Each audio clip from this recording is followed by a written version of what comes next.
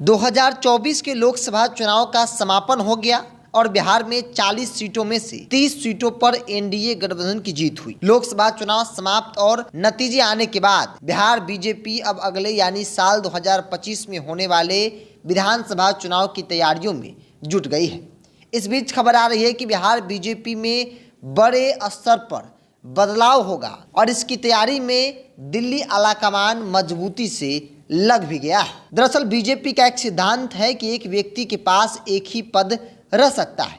ऐसे में नजर अब सम्राट चौधरी पर है।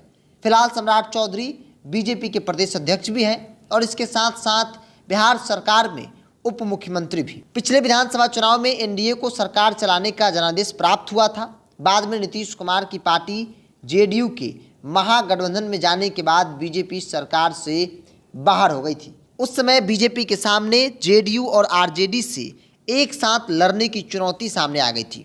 ऐसे में बीजेपी ने पिछली साल मार्च में सम्राट चौधरी के हाथ प्रदेश का कमान देकर बड़े कुशवाहा समुदाय को खुश करने की कोशिश की थी। सम्राट चौधरी के जरिए बीजेपी की नज़र कोयडी और कुर्मी वोट बैंक को साधने की थी। इसी बीच प्रदेश अध्यक्ष की सियासत का गणित बदला और नीतीश कुमार फिर से एनडीए के साथ आ गए। एनडीए की सरकार बनी तो सम्राट चौधरी बिहार सरकार में उप मुख्यमंत्री बन गए।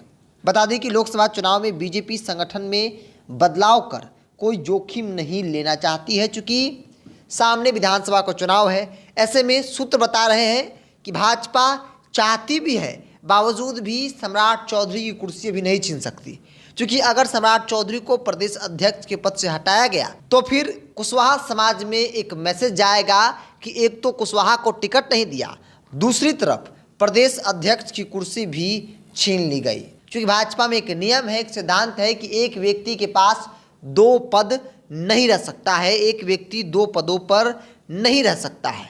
ऐसे में एक कुर्सी सम्राट चौधरी को गंवानी पड़ सकती है, क्योंकि भाजपा अब बड़े बदलाव की ओर है और कहा जा रहा है कि आगामी विधानसभा चुनाव के मद्देनजर भाजपा जल्द ही यह फैसला ले सकती है कि सम्राट चौधरी को प्रदेश अध्यक्ष के पद पर रह देना है या फिर प्रदेश अध्यक्ष की कुर्सी को लेकर उप मुख्यमंत्री कंटिन्यू करना है, क्योंकि जल्द ही यह फैसला आ सकता है। सम्राट चौधरी प्रदेश अध्यक्ष हैं और उनके नेतृत्व में भाजपा का जो कार्यकर्ता है वो एग्रेसिव होकर नीतीश कुमार और राष्ट्रीय जनता दल के खिलाफ मजबूती से ग्राउंड पर काम कर रहे थे। और संभवतः ऐसा कहा जा रहा था कि अगर बिहार में एनडीए की सरकार दोबारा नहीं बनती, नीतीश कुमार नहीं आते, तो 25 में भाजपा अकेले अपने दम पर मजबूती के साथ सरकार बना सकता था।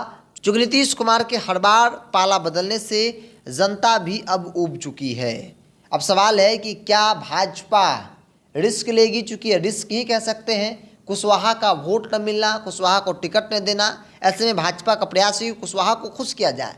अगर सम्राट चौधरी से प्रदेश अध्यक्ष की कुर्सी ले ली गई तो फिर कुशवाहा में एक मैसेज आ सकता है कि एक तो टिकट नहीं दिया, दूसरी तरफ कुशवाहा से कुर्सी भी ली जा रही है। ऐसे में कहा जा रहा है कि सम्राट चौधरी प्रदेश अध्यक्ष रहेंगे, या फिर कुर्सी छीन भी गई, ले ली भी गई तो फिर कई नामों की चर्चा बिहार स्तर पर होनी शुरू भी हो गई है।